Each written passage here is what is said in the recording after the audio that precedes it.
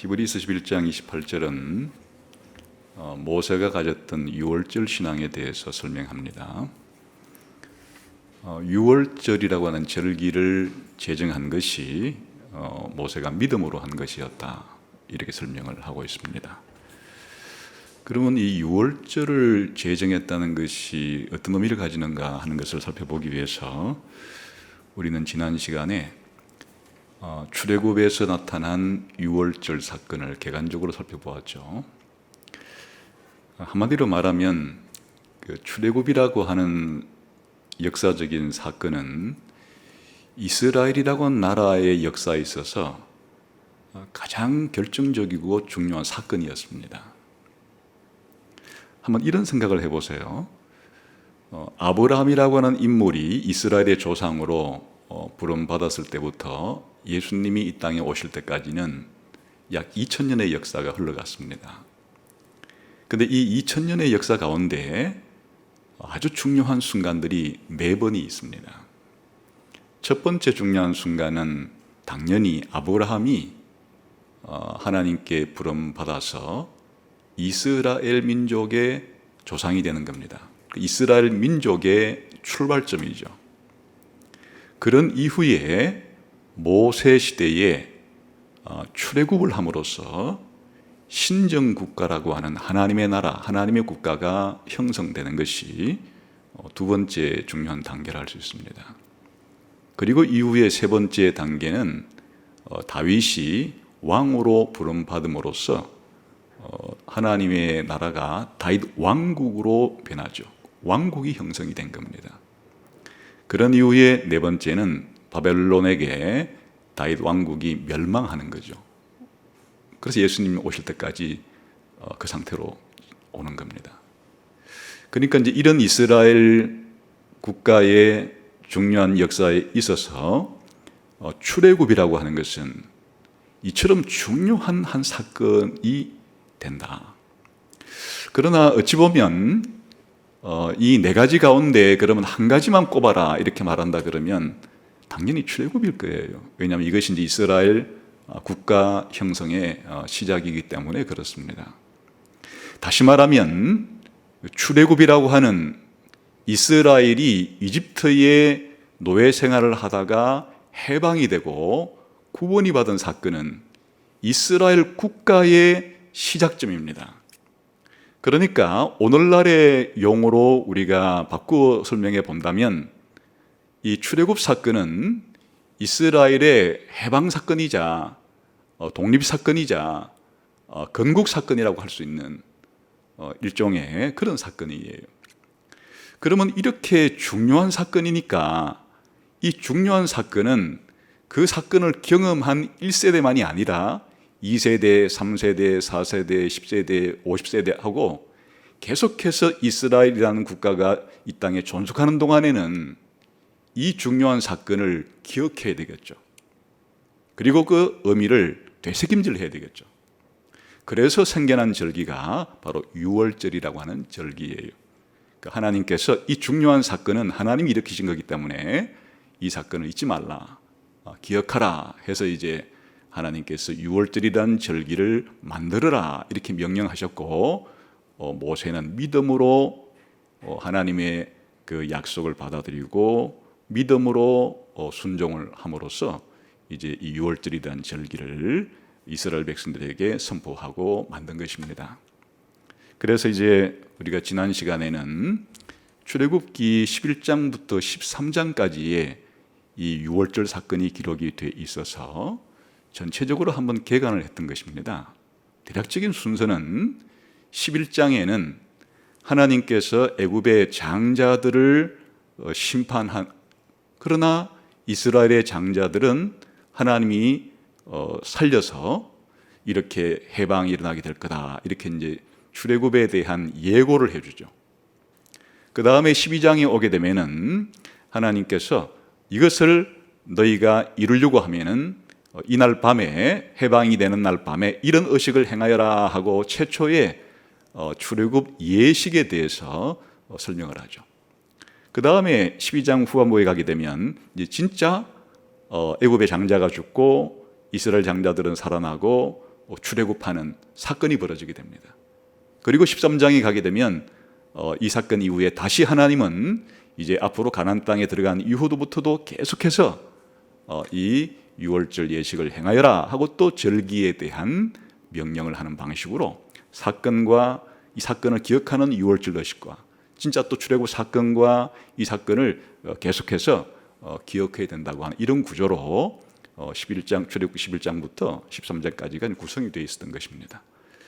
그래서 이제 오늘은 좀 더 자세하게 과연 이 출애굽을 기념하는 유월절 의식의 요소, 이 세 가지 요소가 있는데 이 중요한 요소의 의미는 무엇이고 이것이 예수님에게서 어떻게 성취되었는가 하는 것을 중심으로 살펴보려고 합니다. 자, 그러면 유월절에는 어떤 의식을 행해서 이 중요한 출애굽 사건을 기념하고 기억해야 되는 것인가 하는 것을 살펴보죠. 출애굽기 12장으로 다시 건너가 보겠습니다.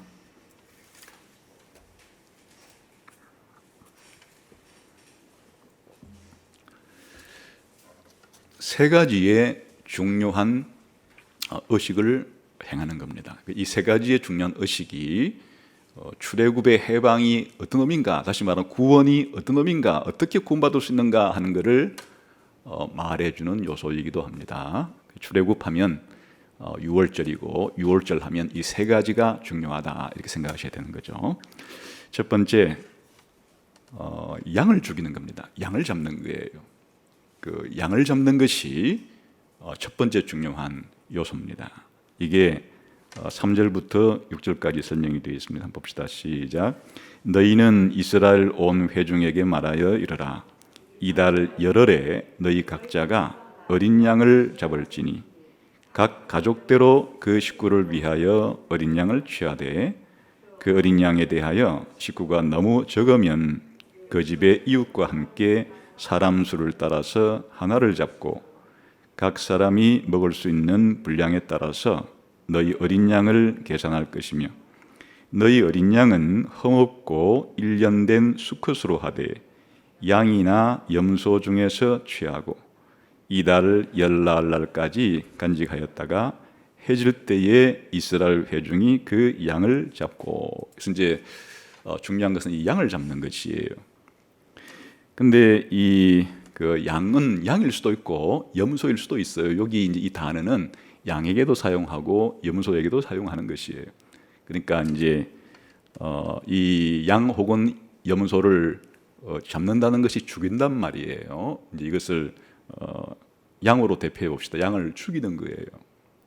그런데 이제 양을 죽일 때 이것을 가족 수대로 그렇게 잡아서 이제 먹어야 되기 때문에 한번 그 3절 4절에 보게 되면 각 가족 식구대로 이렇게 있죠. 또 4절에 보게 되면은 식구가 너무 적을 때는 이웃과 함께 먹어도 된다. 한 마리를 먹을 수 있는 수대로 이제 유월절을 지키는 것이에요. 그러니까 한 가족이 좀 수가 많으면 양 한 마리 잡아서 다 먹을 수 있으면 그 한 가족당 한 마리 잡으면 된다는 뜻이고, 가족 수가 좀 적을 때는 이웃과 함께 합쳐가지고 한 마리를 다 먹을 수 있는 그런 숫자대로 양을 잡아야 된다. 지금 그런 말이죠. 그리고 이제 이 양을 택할 때도 아까 말한 것처럼 5절을 보게 되면 양이나 염소 중에서 취하고, 그러니까 이제 양이든 염소든 상관이 없어요. 그렇게 이제 취하는 것인데, 특별히 아무런 양이나 염소를 취하면 안 되는 것이에요. 유월절에 사용할 이 양은 특별한 자격 조건이 있는 양만을 사용해야 되는 겁니다. 그게 어떻게 되어 있습니까? 5절에 보게 되면 일단 흠이 없어야 해요. 그리고 1년 된 수컷이어야 한다. 이 자격을 갖춘 것만 유월절 양으로 잡을 수가 있어요.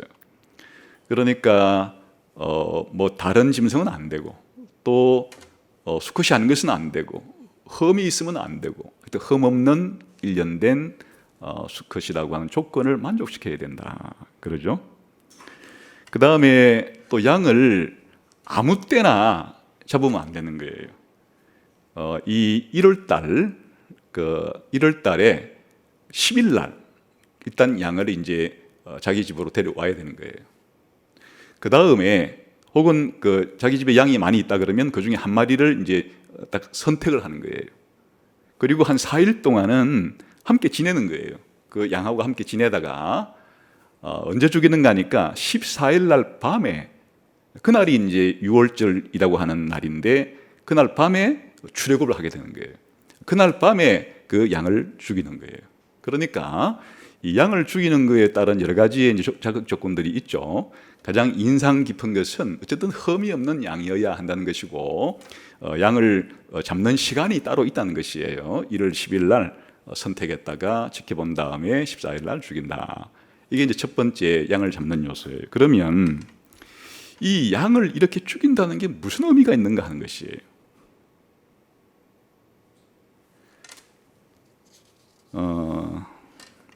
그것은 이제 왜 이 양을 잡는가 하는 거예요. 이 양은 왜 죽여요? 그 집안에 있는 장자를 대신해 죽는 거예요. 그러니까 이 양을 잡는다고 하는 의미는 그 집안의 장자가 죽어야 되는데 죽어야 할 그 장자 대신에 이 양이 죽임을 당하는 거예요. 그러니까 이제 대속적인 죽음이죠. 그래서 이 설명을 해놨어요. 우리 한번 출애굽기 13장에 가봅시다. 13장에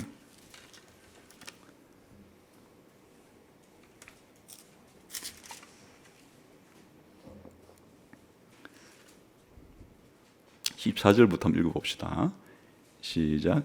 후일에 내 아들이 네게 묻기를 이것이 어찌 됨이냐 하거든 너는 그에게 이르기를 여호와께서 그 손의 권능으로 우리를 애굽에서 곧 종이 되었던 집에서 인도하여 내실세. 그때에 바로가 완악하여 우리를 보내지 아니하매 여호와께서 애굽 나라 가운데 처음 난 모든 것은 사람의 장자로부터 가축의 처음 난 것까지 다 죽이셨으므로 태에서 처음 난 모든 수컷들은 내가 여호와께 제사를 드려서 내 아들 중에 모든 처음 난 자를 다 대속하리니. 그러니까 대신 죽는 거예요. 그 양을 잡는 양이 죽는 의미는 그 집안에 장자를 대신해서 죽는다. 그 대속이라 그러는 거예요. 그게 대신 죽는다는 말이에요. 그리고 이렇게 양이 그 집안의 장자를 대신 죽음으로써 이 장자가 죽지 않고 살아나는 이것을 위해서 이렇게 양을 바치는 이런 거를 제사라 부르는 거예요. 그러니까 이 양을 죽이는 것은 희생 제사로서 죽이는 것이에요. 그냥 단순히 이스라엘 사람들이 이제 출애굽을 해야 되니까 먼 길을 떠나야 되니까 중간에 흙이 져서 배고프면 안 되니까 든든히 한 끼 식사를 잘 하고 며칠을 버틸 수 있도록 그런 단순한 그런 문제가 아니에요. 지금 이 유월절에 양을 잡는다는 것은 바로 제사를 드리는 거예요. 15절 끝에 내가 여호와께 제사를 드려서 내 아들 중에 모든 처음 난 자를 대속하리니. 그러니까 이 제사라고 하는 것 자체가 우리가 보았죠. 하나님이 이집트에 있는 모든 사람들의 장자를 죽인다는 뜻은 신학적으로 모든 죄인들은 하나님 앞에 진노를 받아 마땅하다. 죄값은 죽음이다. 형벌이다. 이렇게 설명을 하는 것과 같이 다 죄값으로 인해서 하나님의 진노와 심판을 받을 때 제사를 드려서 그 죽을 사람이 죽지 않고 심판을 받지 않고 살아나게 되는 그것을 위해서 제사를 드리는 거예요. 구원의 방법을 가르쳐 주는 거란 말이에요. 이렇게 대신 죽일 제물을 제사를 드림으로써 죽지 않고 살아나는 방법, 그게 제사예요. 그러니까 양을 잡는다라고 하는 이것은 바로 하나님께 제사를 드려서 죽어야 할 사람이 이 대신 죽는 죽음을 통해서 죽지 않는 일을 할 수 있도록 하는 제사의 제물로서 잡는다, 대속 제물로 잡는다 하는 그런 의미다, 그런 뜻입니다. 그래서 유월절 양을 왜 잡지? 할 때 죽어야 될 사람을 대신해서 죽는 양 때문에 죽지 않고 살아나기 위한 하나님께 제물로 바치는, 제사로 바치는 것이 바로 유월절 양을 잡는 것이다, 그런 말이죠. 근데 이제 유월절 이런 제사를 드리는 양은 흠이 있으면 안 되는 거예요. 그냥 식용으로 먹을 그런 이제 양이나 염소는 흠이 있어도 상관이 없죠. 그러나 하나님께 바치는, 하나님께 제물로서 바쳐지는 다른 이 양자들의 죄값을 대신해서 하나님께 바쳐지는 양이기 때문에 흠이 있으면 안 되는 거죠. 흠이 없는 제물이어야 된다. 그게 이제 첫 번째 바로 요소예요. 그럼 두 번째, 유월절 이 제사 혹은 유월절 의식의 요소가 무엇인가 한번 7절을 다시 가봅시다. 12장 7절.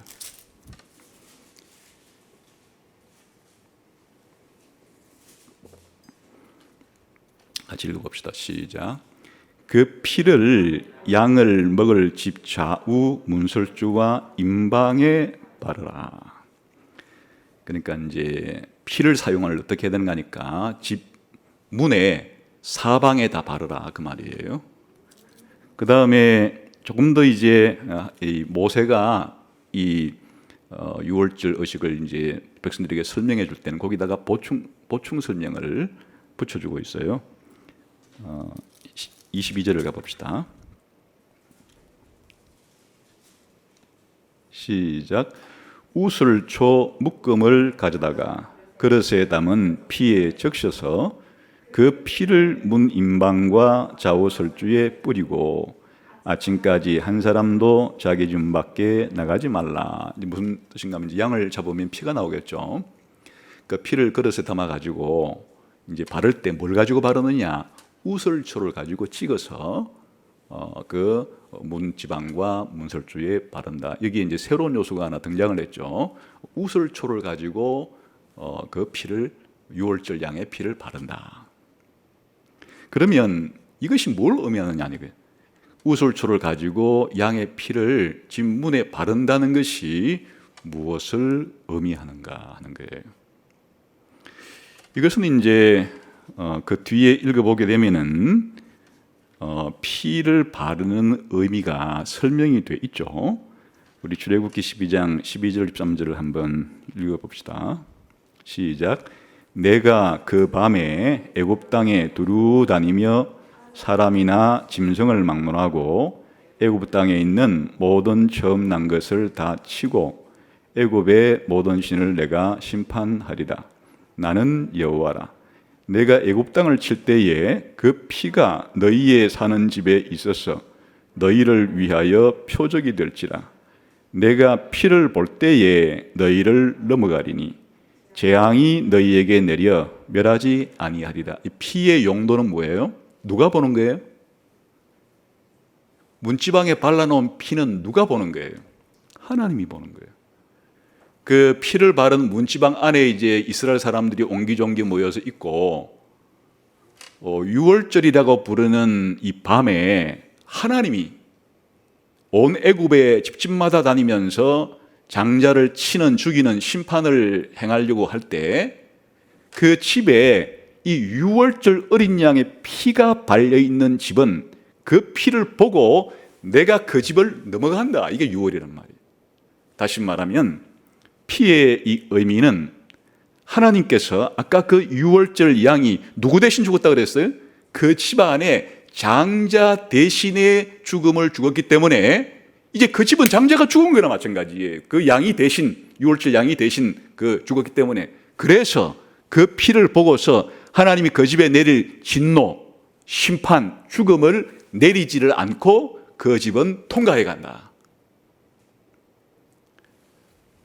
피는 바로 하나님께서 대신 죽은 이 피를 보고서 그 당사자가 죽은 것으로 간주하고 그렇기 때문에 이제 심판을 내리지 않는 것을 의미하는 거예요. 그러나 그 집에 있는 사람의 입장에서는 또 이 피가 무슨 의도를 가지는가 하니까 그 피를 바른 문을 통과해서 그 집에 들어간 이 모든 사람들은 죄가 깨끗하게 씻겨진 것을 의미하는 거예요. 하나님이 그 피를 보고서 심판하지 않을 뿐 아니라 그 피를 바른 집안에 있는 사람들의 죄는 다 이 피 때문에 깨끗하게 씻겨졌다. 죄가 사해졌다. 죄가 용서되었다는 의미예요. 그래서 이 특별히 이 점과 관련해서 이 우슬초를 사용한 것이 바로 이 사실을 잘 보여주는 요소예요. 그 우슬초는 나중에 제사를 드릴 때 이 우슬초를 가지고 제사를 드릴 때 그 피를 찍어서 바를 때 어떤 의미를 가지게 되는가 하게 되면 레위기 14장 4절부터 보게 되면 대충 그냥 들어보세요. 이제 나병이 걸린 사람들을 다시금 깨끗하게 정결하게 그렇게 만들 때 새 2마리를 사용하는데 그 중에 새 1마리는 죽여서 피를 빼가지고 그릇에 담아요. 그 피를 우슬조로 찍어가지고 그 나병 환자에게 7번을 뿌려요. 그러니까 1마리 새는 놓아주어요. 이게 무슨 의미인가 하니까 이 사람의 부정함이 다 깨끗하게 씻어졌다. 신학적으로 말하면 죄가 씻겨지고 용서되게 되었다 라고 하는 그런 의미를 가지는 것이에요. 우슬초를 사용하는 것이 그런 의미를 가지는 거예요. 그래서 시편 51편 7절에서 이 다윗 왕이 우리야를 죽이고 또 우리야의 아내를 취한 이 죄를 하나님께 회개하는 시편이 시편 51편이라는 시편인데 이때 다윗이 이런 고백을 해요. 우슬초로 나를 정결하게 하소서. 내가 정하리이다. 나의 죄를 씻어주소서. 내가 눈보다 희리이다. 히브리 시는 이와 같이 평행법으로 같은 내용을 2번 반복하는 구조로 되어 있어요. 그러니까 우슬초로 나를 정결하게 해 주소서. 내가 정하리이다. 그 우슬초를 가지고 사용하는 것이 하나님이 나를 정하게 깨끗하게 만들어주는 그것으로 좀 설명하죠. 우슬초로 나를 깨끗하게 해주십시오. 그러면 내가 깨끗해질 겁니다. 이 같은 의미를 다시 한번 반복할 때 그 깨끗하게 된다는 의미가 무엇인지를 나의 죄를 씻어주소서. 내가 눈보다 희리이다. 깨끗하게 씻긴다는 말이가 단순히 몸에 더러운 때를 씻는다는 말이 아니라 바로 하나님 앞에 지었던 이 죄를 씻어준다는 얘기예요. 그래서 이 피를 바르는 그 이유는 하나님 편에서 더 이상 진노를 심판을 행하지 않겠다는 그와 같은 의미를 담고 있는 것이고 또 그 안에 살고 있는 피를 바른 사람의 입장으로 볼 때는 하나님이 이제 그의 모든 죄를 다 용서해 주었다. 그의 모든 죄를 다 씻어 주었다. 그래서 그는 이제 눈보다 희게 정결하게 되었다 라고 하는 그런 의미로서 피를 사용하는 겁니다. 하나하나의 요소가 다 의미가 있는 거죠. 그 다음에 3번째 요소는 그 죽인 이제 양의 고기를 먹는 거예요. 그 고기를 먹는다는 의미가 무엇인가 한번 다시 출애굽기 12장에 돌아와서 8절에서 11절까지를 봅시다.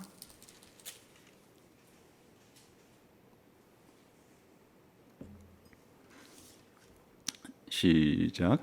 그 밤에 그 고기를 불에 구워 무교봉과 썬 나물과 아울러 먹되 날 것으로나 물에 삶아서 먹지 말고 머리와 다리와 내장을 다 불에 구워 먹고 아침까지 남겨두지 말며 아침까지 남은 것은 곧 불사르라. 너희는 그것을 이렇게 먹을지니 허리에 띠를 띠고 발에 신을 신고 손에 지팡이를 잡고 급히 먹어라. 이것이 여호와의 유월절이니라. 그 유월절 양을 먹는 방법은 아주 독특한 거예요. 유월절 양을 고기를 먹는 방법은 아주 독특하게 설명을 했는데 반드시 불에 구워 먹어라. 그 다음에 먹고 남은 것은 그냥 두면 안 된다. 또 다른 사람 줘도 안 된다. 그냥 불태워 버려라. 그 다음에 함께 먹을 음식이 있는데 그것은 무교병과 썬 나물과 함께 먹어라. 그 다음에 이 먹는 자세도 독특해요. 일어서서 허리띠를 메고 그 다음에 신발을 신고 지팡이를 짚고서 먹어라. 인고 떠난다는 자세예요. 그러니까 이 양의 고기, 유월절 양의 고기를 먹는 것도 아주 독특한 방식으로 이 고기를 먹는다. 그럼 이 고기를 먹는다는 의미는 무엇인가 하는 거예요. 이 고기를 먹는다 하는 것의 의미는 여기에 설명은 되어 있지 않은데 아까 이 유월절 양이 하나님께 드리는 뭐라 그랬어요? 제사라 그랬죠. 그래서 이 유월절 양은 제사의 원형이에요. 이후에 이스라엘이 하나님께 제사를 드리는 모든 제사의 원형이 유월절 양을 들 제사인데, 그러니까 이 고기를 먹는 의미는 이후에 이 제사를 드릴 때 왜 고기를 어떻게 먹는 것이 무슨 의미인가 하는 것에 설명이 되어 있는 거예요. 그래서 한번 그것을 이제 살펴보면은 의미를 알 수가 있겠죠. 우선 출애굽기 29장 31절에 가보겠어요. 출애굽기 29장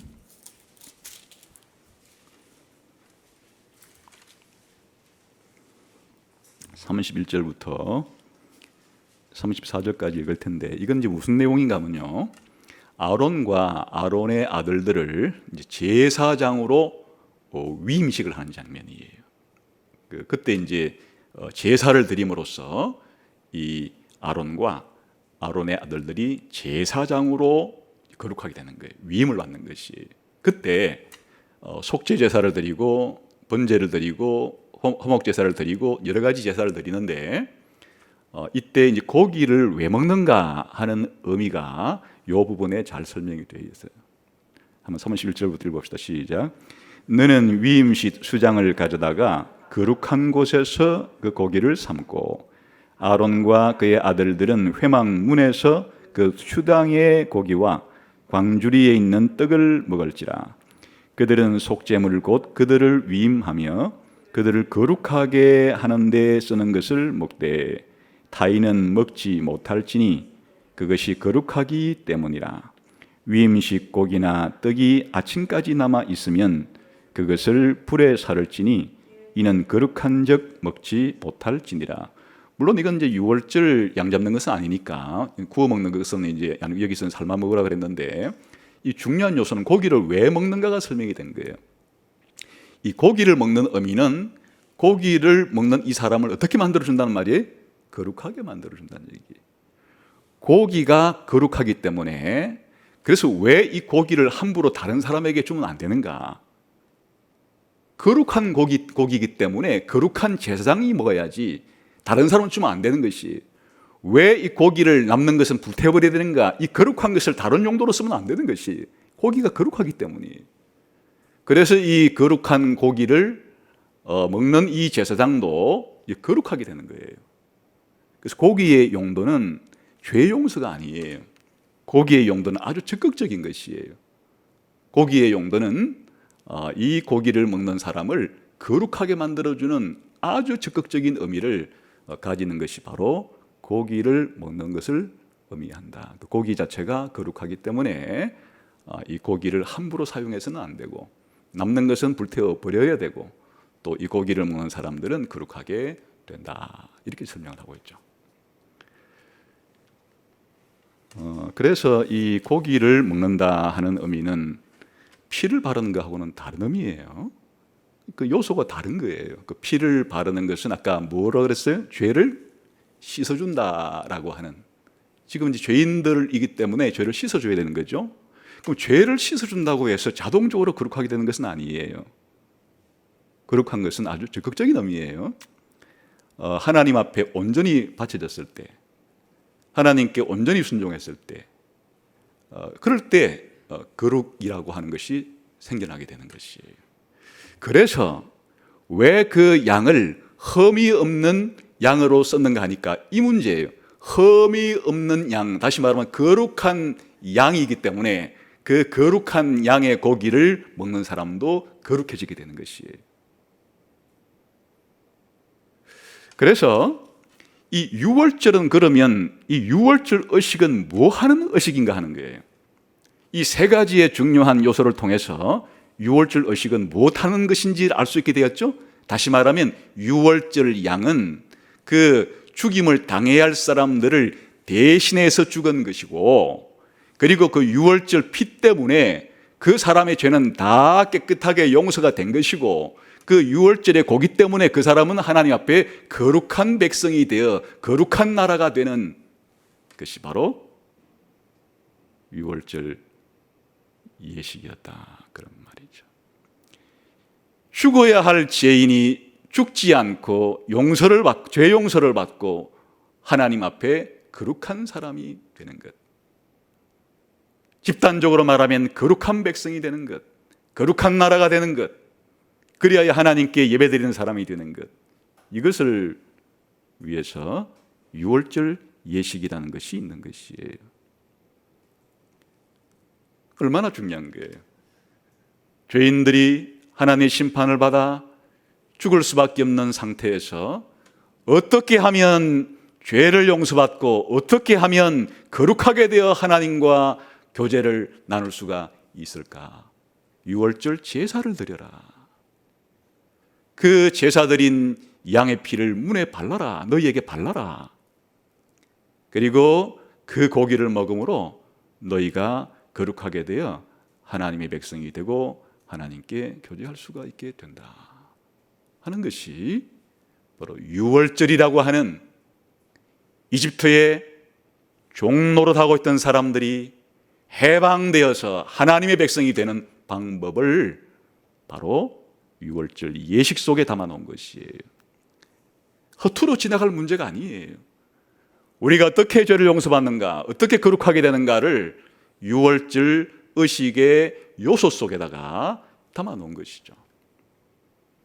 유월절 양의 피, 유월절 양의 고기는 이들의 죄를 용서해주고 이들을 거룩하게 만들어주는 하나님이 제공해준 하나님의 방법이었다 하는 것을 알 수가 있습니다.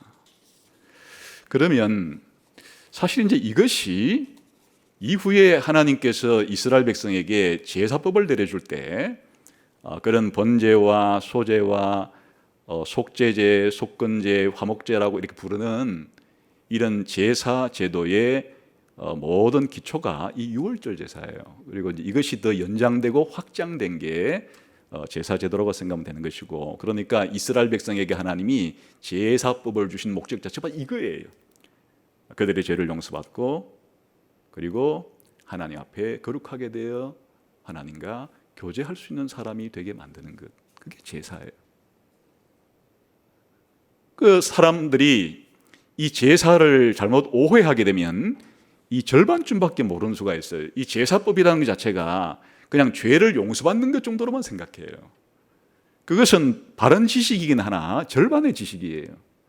그 제사법이라고 하는 제물로 드려지는 이 제사를 통해서 이루어지는 일은 단순히 지었던 죄를 하나님께 용서받는 것으로 끝나는 게 아니에요. 죄를 용서받을 뿐만 아니라 적극적으로 거룩하게 되어 하나님과 친교의 자리로 나아가게 만들어주는 것이 전체 제사법의 의미다, 그런 말이죠. 이것이 이제 아주 간결하게 핵심적으로 유월절 제사에 잘 나타나 있고, 이것이 아주 복잡하게 방대한 체계로 이 5가지의 5대 제사법으로 나중에 하나님께서 확대해서 설명해 주고 계신다. 근데 이것이 단순히 그 이후에 제사법을 가르쳐 주려는 목적이 아니고, 유월절 이 제사익은, 그 이후의 제사익은, 목적은 앞으로 오실 예수 그리스도에 의한 제사를 보여주는 모형으로서 기능을 하는 것이에요. 그래서 신약 성경은 바로 이와 같은 유월절 유월절 제사를 어떻게 이해하고 있는가 하는 것이에요.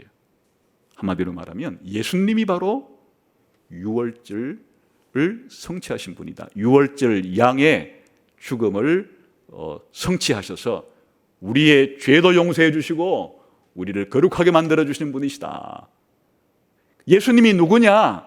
바로 유월절 예식 속에 나타났던 그 유월절 예식이 의미하는 바가 바로 예수님이 이 땅에 오셔서 행하실 일을 미리 보여주는 것이다. 예수님이 오신 목적이 뭐냐? 이 유월절 예식을 통해서 미리 보여주었던 것을 완전히 예수님께서 이루셔서 우리들에게 이와 같은 죄 용서와 거룩한 백성으로 만드시는 것이었다. 그게 신약 성경의 설명이에요. 그래서 사도 바울은 한마디로 우리의 유월절 양 곧 그리스도께서 희생되셨나니라. 고린도전서 5장 7절에 이렇게 말할 수가 있었어요. 예수님이 왜 죽으셨느냐? 유월절 양으로 희생 제사를 드리신 것이 예수님의 죽음의 의미다. 그럼 자동적으로 예수님 때문에 하나님의 진노를 받지 않게 되었고, 예수님 때문에 죄를 용서받게 되었고, 예수님 때문에 우리가 구원받게 되었다, 그 말이죠. 사도 베드로는 베드로전서 1장 18절 19절에서 같은 뜻으로 이렇게 설명해요. 흠 없고 점 없는 어린 양 같은 그리스도의 보배로운 피로 우리가 구속을 받았다. 그 흠 없고 점 없는 양의 피이기 때문에 우리의 죄가 용서받게 되고 사실 우리가 또 거룩하게 된다. 그런 의미겠죠.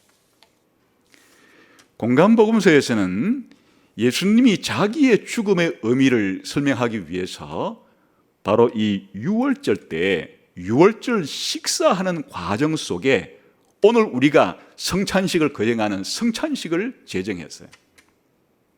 예수님이 자신의 죽음의 의미를 설명해 주는 것이 성찬식이에요. 그런데 이 성찬식을 어떤 문맥에서 예수님이 만들어 줬는가 하니까 바로 이 유월절 식사를 하는 중에 유월절 식사의 문맥 속에서 유월절의 완성이 바로 성찬식이기 때문에 예수님의 죽음을 이 유월절을 완성한 것으로서 계속해서 앞으로 지켜라 하기 위해서 성찬식을 만들어 준 거예요. 그러니까 이제 이 성찬식이라는 것은 바로 유월절 이 식사의 완성판이자 신약판이에요. 마태복음에도 나오고 마가복음에도 나오고 누가복음에도 나오고 이 공간복음 맨 예수님 죽으시는 장면에 다 이게 이제 나와요. 최후의 만찬이라 부르죠. 마지막 만찬이 나오는데 그 중에 한번 누가복음 22장만 같이 한번 읽어봅시다. 대표로.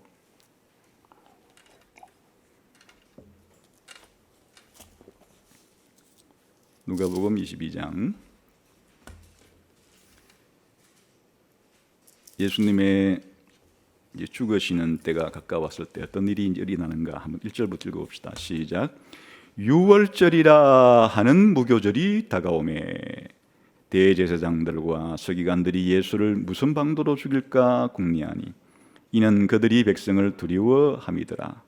12 중에 하나인 가룟신이라 부르는 유다에게 사단이 들어가니 이에 유다가 대제사장들과 성전경비대장에게 가서 예수를 넘겨줄 방도를 의논하매 그들이 기뻐하여 돈을 주기로 언약하는지라. 유다가 허락하고 예수를 무리가 없을 때 넘겨줄 기회를 찾더라. 유월절 양을 잡을 무교절 날이 이른지라. 예수께서 베드로와 요한을 보내시며 이르시되 가서 우리를 위하여 유월절을 준비하여 우리로 먹게 하라. 여짜오되 어디서 준비하기를 원하시나이까? 이르시되 보라, 너희가 성내로 들어가면 물 한 동이를 가지고 가는 사람을 만나리니 그가 들어가는 집으로 따라 들어가서 그 집주인에게 이르되 선생님이 네게 말씀하시는 말씀이 내가 내 제자들과 함께 유월절을 먹을 객실이 어디 있느냐 하시더라 하라. 그리하면 그가 자리를 마련한 큰 다락방을 보이리니 거기서 준비하라 하시니 그들이 나가 그 하신 말씀대로 만나 유월절을 준비하니라. 때가 이름에 예수께서 사도들과 함께 앉으사 이르시되 내가 고난을 받기 전에 너희와 함께 이 유월절 먹기를 원하였노라. 내가 너희에게 이르노니 이 유월절이 하나님의 나라에서 이루어지기까지 다시 먹지 아니하리라 하시고 이에 잔을 받으사 감사기도 하시고 이르시되 이것을 갖다가 너희끼리 나누라. 내가 너희에게 이르노니 내가 이제부터 하나님의 나라가 임할 때까지 포도나무에서 난 것을 다시 마시지 아니하리라 하시고 또 떡을 가져 감사기도 하시고 떼어 그들에게 주시며 이르시되 이것은 너희를 위하여 주는 내 몸이라. 너희가 이를 행하여 나를 기념하라 하시고 저녁 먹은 후에 잔도 그와 같이 하여 이르시되 이 잔은 내 피로 세우는 새 언약이니 그건 너희를 위하여. 여기에 예수님이 최후의 만찬을 하는 이 장면 자체가 다 무엇으로 도배되어 있어요? 유대인들이 예수님을 죽이려고 할 때가 언제라고요? 바로 유월절이 가까웠을 때. 가룟 유다가 예수님을 팔아먹은 때가 언제라고요? 바로 유월절이 가까웠을 때. 그리고 예수님이 유월절 식사를 제자들과 함께 하기 위해서 유월절 식사 준비를 시키시고 유월절 식사를 하는 도중에 뭐라고 말씀하세요? 우리가 먹고 있는 바로 지금부터 내가 주는 이 빵은 내 몸이다. 그리고 내가 주는 이 포도주는 바로 내 피다. 이렇게 오늘날 우리가 성찬 예식을 행하는데 그 예수님의 죽음의 의미가 무엇인지를 바로 유월절 식사 한가운데서 성찬식을 제정하시면서 바로 유월절 양의 피가 사실 누구를 가리키는가로 예수님 피를 가리키는 것이고 유월절 양의 고기가 바로 예수님의 살을 의미하는 것이다. 그렇게 말씀하신 것이지. 그러니까 앞으로 내가 어떻게 죽는다는 것을 말하는 거예요. 유월절 양으로 죽어서 내 피가 너희들의 죄를 용서하고 내 살이 너희를 거룩하게 할 것이다. 그 뜻이. 그러니까 내가 이렇게 이 목적을 위해서 죽기 때문에 너희가 앞으로 나를 기념해라. 그때마다 피를 마실 때마다 내 피가 너희의 죄를 용서했음을 기억하고 너희가 빵을 먹을 때마다 내 살이 너희를 거룩하게 했음을 기억하라 라고 성찬 예식을 제정해 준 겁니다. 그러니까 이 유월절 이라고 하는 것이 이렇게 예수님의 죽음과 연관되어 있는 것이다 하는 것이에요. 예수님이 그렇게 설명을 해주셨죠. 자기 죽음의 의미를. 그런데 신약 성경 가운데 사실은 예수님과 유월절의 이 관련성, 예수님이 유월절 양으로 죽었음을 가장 방대하게 또 자세하게 설명을 하는 것이 바로 이 요한복음이에요.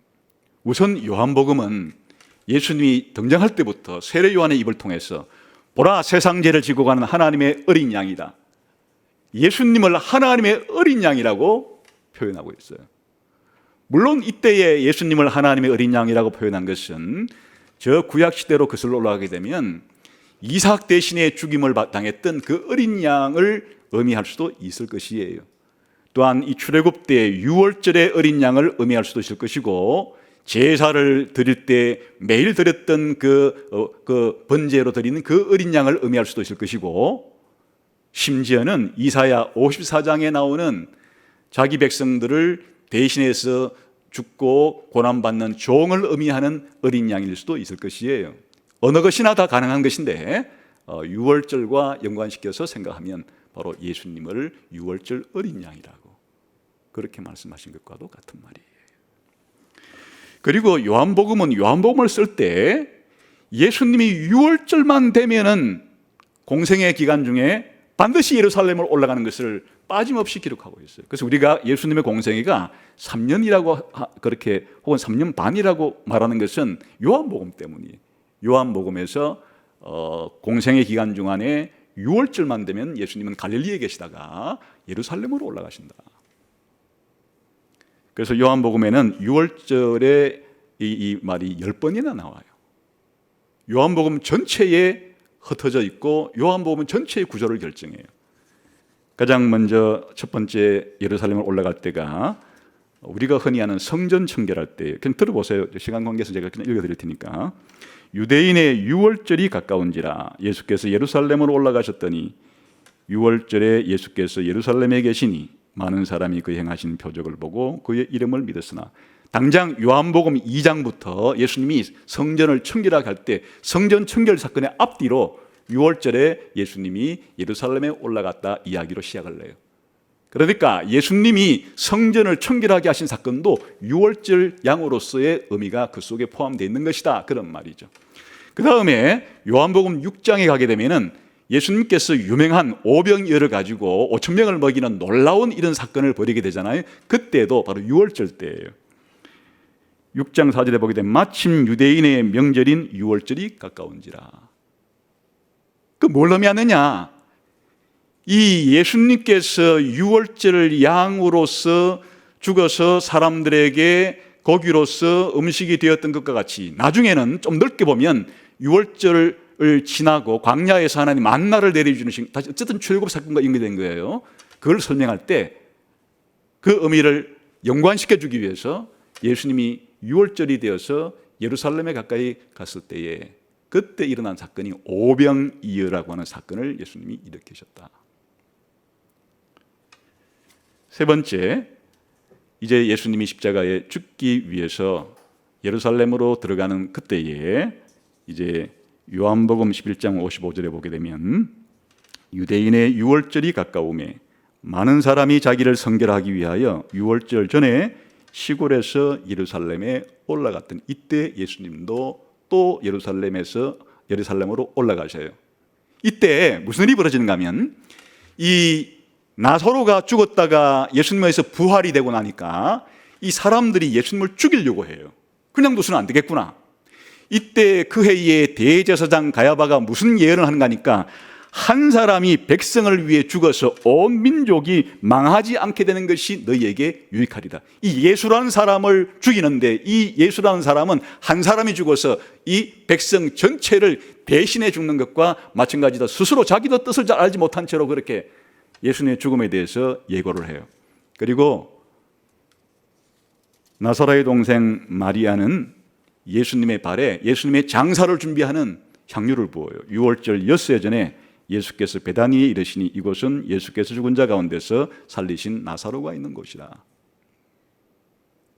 나사로의 부활, 예수님 발에 향유를 부음, 가야바가 예수님의 죽음이 한 백성 민족 전체를 대신해서 죽는 죽음이 될 것, 이런 것들이 전부 다 예수님이 6월절에 예루살렘에 올라가신 사건하고 연결시켜서 설명하고 있어요.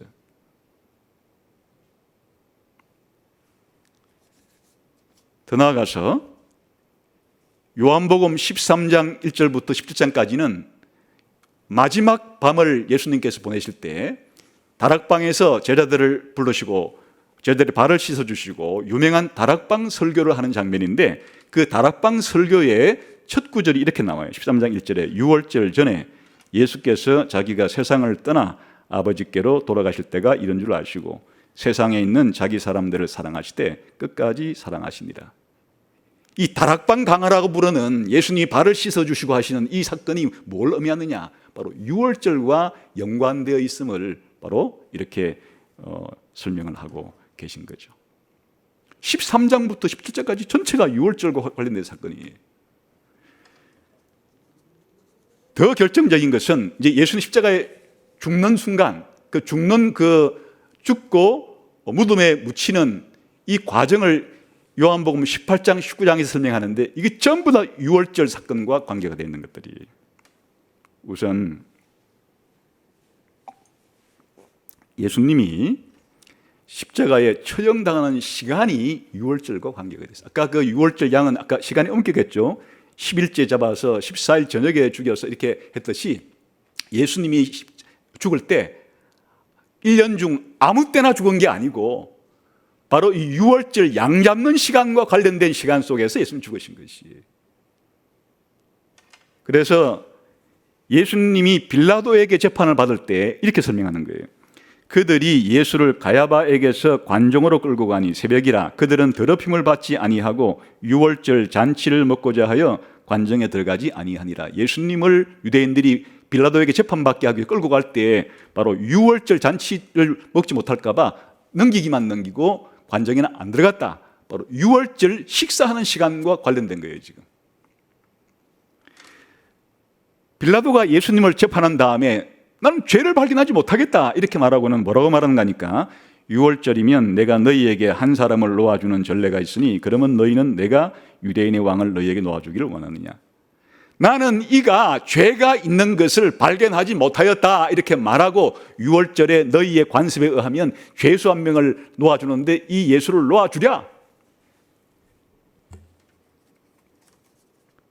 흠없는 양 같은 예수님의 모습을 빌라도가 확인해줘. 재판을 통해서 유월절과 관계된 것이. 예수님이 십자가에 죽으셨을 때 이렇게 설명해요. 19장 31절에 보면 이날은 준비일이라, 아니 19, 14절에 보게 되면 이날은 유월절의 준비일이요 때는 제6시라. 빌라도가 유대인들에게 이르되 보라 너희 왕이로다. 예수님 죽은 것이 바로 유월절 준비일, 유월절 양 잡는 시간과 관련되어 있다 그 말이에요. 십자가에 죽으실 때 이렇게 설명하죠. 이날은 준비일, 유월절 준비일이라 그 말이에요. 유대인들은 그 안식일이 큰 날이므로 그 안식일에 시체들을 십자가에 두지 아니하려 하여 빌라도에게 이렇게 설명이 나와요. 또 예수님 무덤에 들어간 날도 그날 당일에 들어갔으니까 요한복음 19장 42절에 이날은 유대인의 준비일이요 또 무덤이 가까운 거로 예수를 거기 두니라. 예수님이 재판받고 십자가에 매달리시고 죽어 예수님의 시체가 무덤에 갇힌 전부 다 유월절의 준비일, 유월절 양 잡는 날, 양 잡는 시간과 관련되어서 예수님이 죽었다. 그렇게 요한은 말하고 있는 것이. 예수님이 유월절 양으로 유월절 양 잡는 시간에 죽임을 당했다 말하는 것과 똑같은 것이에요.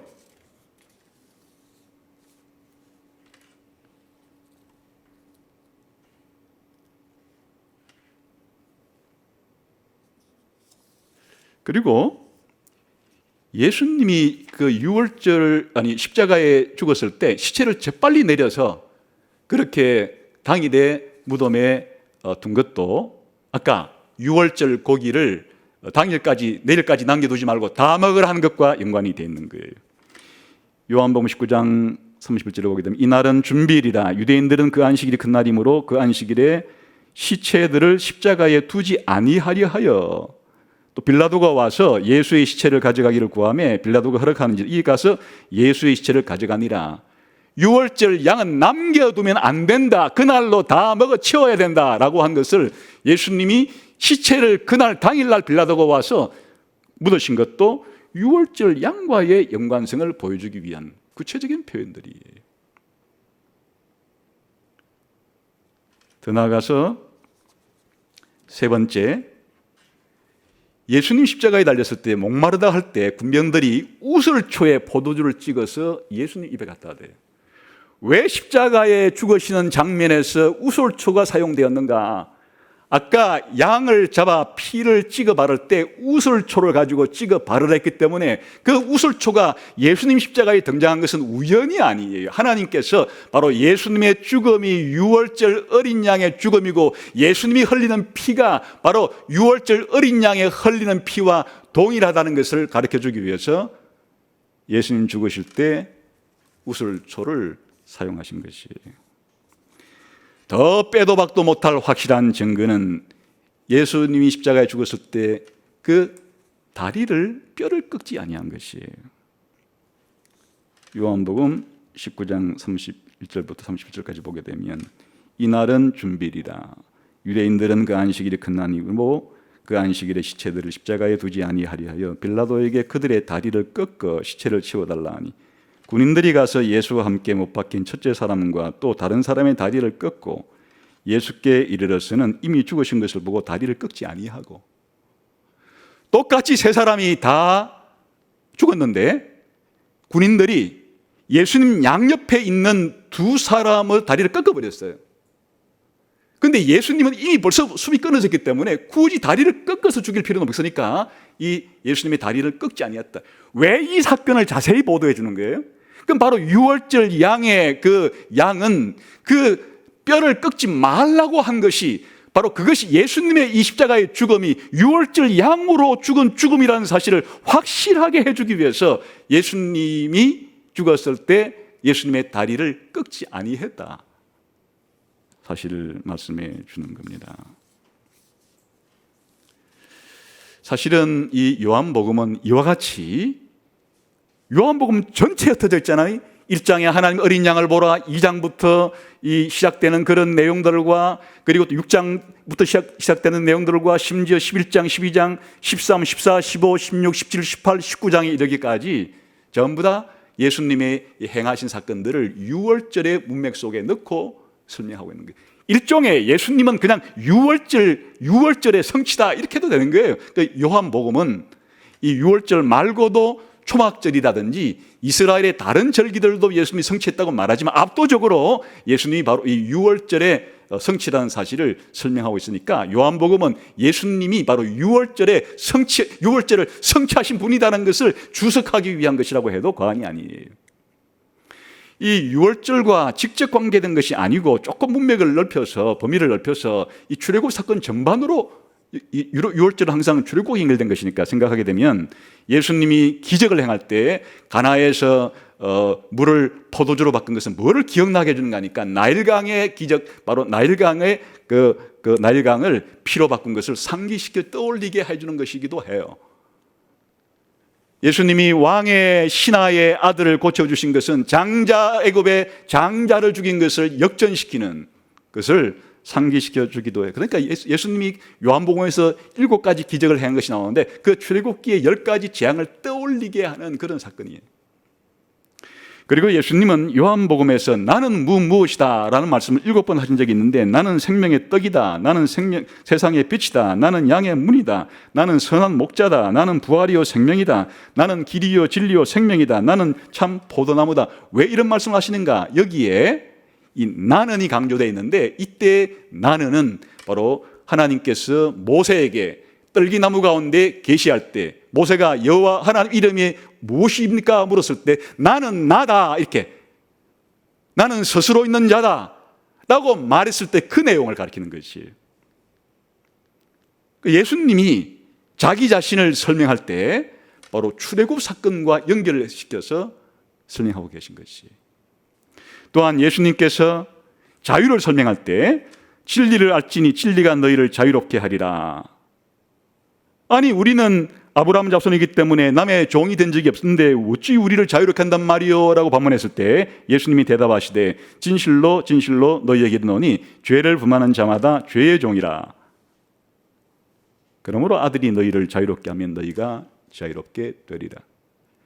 예수님은 우리를 자유를 주기 위해서 자유롭게 해주기 위해서 오셨는데 무슨 속박이냐?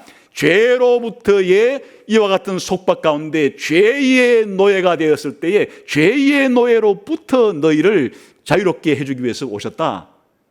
뭘 상기시켜 주는 것인가 하니까 바로 이스라엘의 출애굽 사건을 상기시켜 주시는 그런 언어로 예수님이 주시는 구원의 목적을 자유라고 설명하시는 것이에요. 그리고 예수님이 이 땅에 오셨을 때 이 세상의 임금인 사단을 심판하셨는데 바로 이제 이 세상에 대한 심판이 이르렀으니 이 세상 임금이 쫓겨나리라. 하나님이 유월절 사건을 통해서 바로를 심판하고 그 이집트의 신들을 심판했다는 것을 상기시켜주는 장면이잖아요. 이처럼 신약 성경은 바울 사도가 되었건 사도 베드로가 되었건 공간복음서 마태, 마가, 누가가 되었건 그리고 특별히 요한은 예수님이 누구시고 예수님이 무슨 일을 하러 오셨는가를 설명할 때 바로 예수님은 유월절을 성취하기 위해서 오신 분, 유월절 양이시고 예수님의 피가 우리의 죄를 씻어주고 예수님의 그 살이 우리를 거룩하게 해주기 위한 것이다. 더 나아가서 이 세상 왕을 심판하시고 우리를 자유롭게 해주기 위해서 오신 것이다. 설명하죠. 여러분, 우리가 이 사실을 믿는다면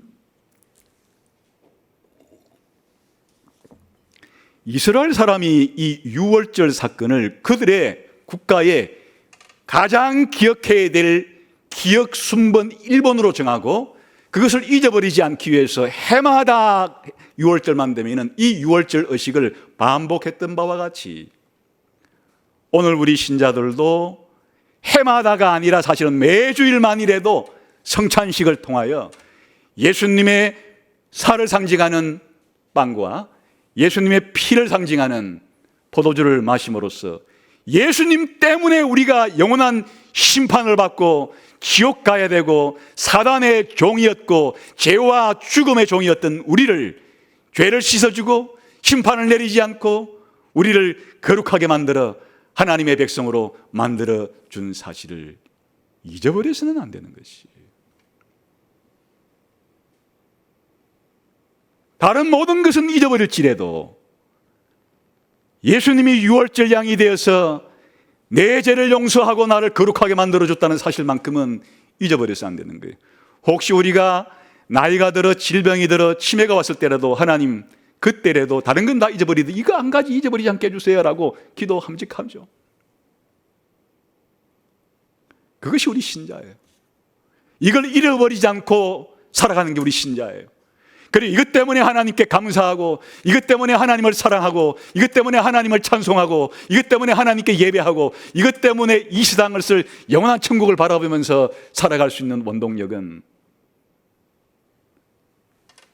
우리의 유월절 양이 되시는 예수 그리스도의 충분함 때문에 다른 것이 필요가 없어요. 내가 죄를 용서받고 내가 거룩한 백성이 되는데 내가 지옥에 들어가지 않고 내가 천국에 들어가는데 다른 것이 필요 없다. 그것이 다른 지식이 필요 없고 다른 행동이 필요 없고 다른 선행이 필요 없고 누군가의 다른 인간관계를 통해서 나에게 유리한 무엇인가를 만들어야 될 필요가 없는 것이 예수님의 한 분으로 너무 충분한 것이에요. 우리의 유월절 양 되시는 어린 양의 피와 어린 양의 살로 너무나 충분한 것이에요.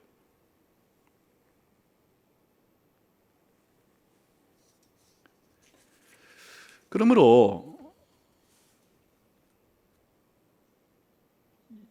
예수님이 오시기 전에 저 유대인들에게 이 유월절 의식을 통해서 하나님의 놀라운 구원을 그렇게 기억하려 했던 것처럼 이제 우리 예수님은 우리들에게 성찬식을 통해서 예수님의 놀라운 구원을 기억하고 감사하고 찬양하고 예배하고 거룩하게 살 것을 결심하고 거룩하게 살기를 위해서 힘써야 된다고 말씀하고 계시는 것입니다.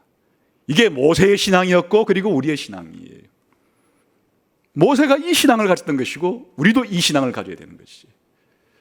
이 유월절 신앙이 여러분의 신앙을 풍요롭게 해주기를 주님의 이름으로 축원합니다. 기도하겠습니다. 하나님 아버지 감사합니다. 오늘 예수님께서 우리의 유월절 양이 되시고 예수님의 피가 우리의 주홍 같은 죄를 씻어내고 예수님의 살이 우리를 거룩하게 만들어주신 사실들을 생각했습니다. 다른 모든 것들은 시시때때로 잊어버릴지라도 이 놀라운 하나님의 은혜, 하나님의 능력, 예수 그리스도의 사랑은 늘 우리의 지성을 움직이고 우리의 가슴을 움직이고 손발을 움직일 수 있도록 우리가 신자답게 하나님 자녀답게 천국 백성답게 살아가는 모든 힘이 우리의 유월절 양 되신 예수님께로부터 비롯될 수 있도록 역사해 주옵소서. 예수님 이름으로 기도하옵나이다. 아멘.